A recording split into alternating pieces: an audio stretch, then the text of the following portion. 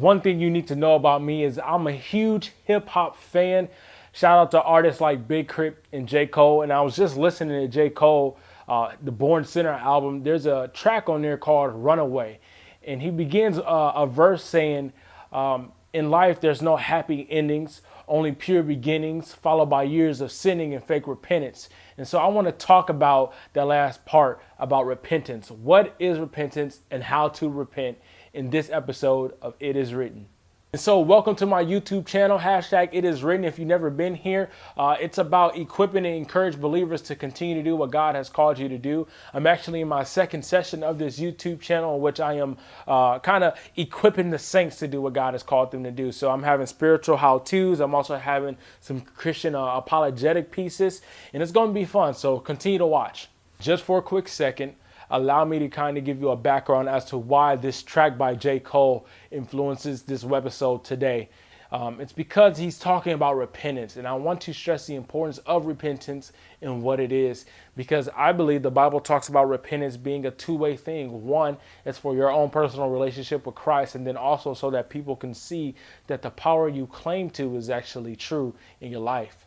Whether you believe it's true or not, people who are not Christians are looking at Christians to see if what we believe is true or not. So sometimes it feels as if there's a microscope on our backs, and because this is true, it's even more important for us as believers to live a life of authenticity and realness, because people want the real and they can smell the fake, all right?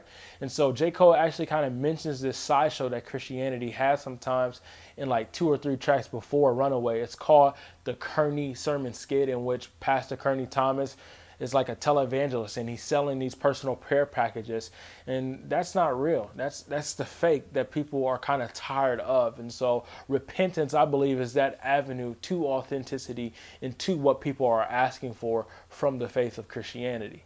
And so I really believe that repentance is a crucial discipline that all Christians should have if we want to live a life that is pleasing and honoring to God. So what does it mean to repent? Or furthermore, how do we do so? And so what repentance means is to actually like turn away from sin. But we need to understand something, that turning away from sin is a byproduct of what repentance actually means.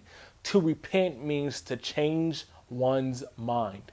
So in the book of Acts, we see many references to repent. In Acts chapter 2, Peter's actually having a sermon, right? And he's telling this crowd, hey, you all need to change your mind about this certain sin that you might be caught in. And you also need to change your mind about who Christ actually is. Not only is repentance hard, but I would go as far to say repentance is impossible if you do not have the grace of God in your life. By that, if you do not have the Holy Spirit to convict you of your sins. I mean, just think about it. For some of us, we have to reject what has been taught and believed and submit to the Bible's explanation and reasoning to what the truth actually is. So I know it sounds like I'm rambling, so let me go ahead and concise the definition of repentance. Repentance ultimately requires us to remove ourselves from the center of our reasoning and understanding, to hold loosely to our perceptions and our feelings, and then to submit to the Holy Spirit's guiding about what truth actually is. So as a young man growing up in church, I always thought repentance was a one-time deal. That like I come to know that I was in need of a savior. I asked the Lord to enter into my heart, and then I'm done with repentance. But actually in Luke chapter 3, verse 8, it kind of goes deeper, and it implies that repentance is an all-life thing, a lifelong type of deal. That verse says that we need to bear fruit in keeping with repentance. So we need to produce evidence of our faith, produce or bear fruit that we are changing our minds constantly. And this gets us to the topic of how do we repent. We first gain new information about the sin that we're dealing with, okay? So we look into the Word of God for that new information. Bible says it's profitable for teaching, reproof, correction, and training in righteousness so that every man will be equipped to do his good work. And so we fill our minds with truth from the scriptures about a certain situation or certain sin we might be dealing with. That is the research. Second, we wrestle with that new information. And so we pray about that new information we got about sin and about who Christ is. We ask the Holy Spirit to reveal to us more sin, to reveal to us how to live a life of faith. So after you have wrestled through that with prayer, now it's time to have some action behind it, or to bear fruit with your repentance. And that is living a life of faith. So taking the new information that you've got and walking that information out, even if you don't see the benefits right away. Biblically, I believe that's how you repent. The Holy Spirit will convict you of your sins. You gain new information through reading the word. You wrestle with it through prayer. Then you live a life of faith. You walk it out even if you don't see those benefits. So now it's time for some challenges and thoughts, or what I call C&T. C&T number one is this: changing your mind takes an external force. It's important to recognize that the Holy Spirit is what convicts us. It is His grace that helps us to repent.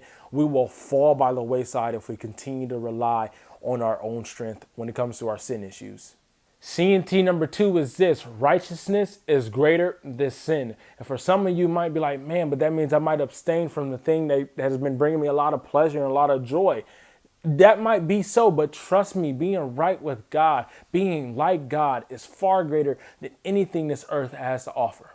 Then finally, C&T number three is a two-part thing: memorize scripture, y'all, and have accountability partners. Those two things, I believe, are tools that the Lord gives us to fight temptation and to fight the desires that are of our hearts that are sometimes evil. And so that's all I had for you for this episode of It Is Written. Subscribe to the page, like my page, comment below on what you thought of this episode, and I'll see y'all same time next week here on It Is Written.